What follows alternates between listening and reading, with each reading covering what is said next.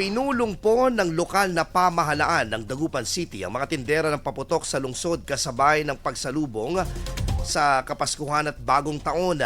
Ipinaalala sa mga ito ng striktong pagsunod sa Oplan Iwas Paputok at pagbebenta ng mga ipinagbabawal na illegal na paputok at ang pyrotechnic devices kasama ng City Market Division at CDRRMO at katuwang din ang Waste Management Division ng LGU.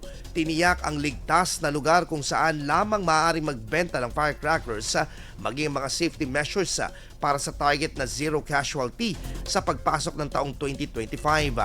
Payo naman ng City Government ng Dagupan, gumamit ng alternatibong mga pampaingay gaya ng torotot, businang sasakyan, malakas na tugtog. Ipinaiiwas din ng mga bata sa paggamit ng pinagbabawal na paputok upang maiwasan ang panganib.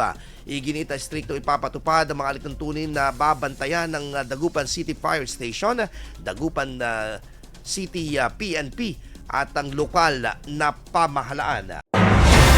IFM News. IFM News. IFM News.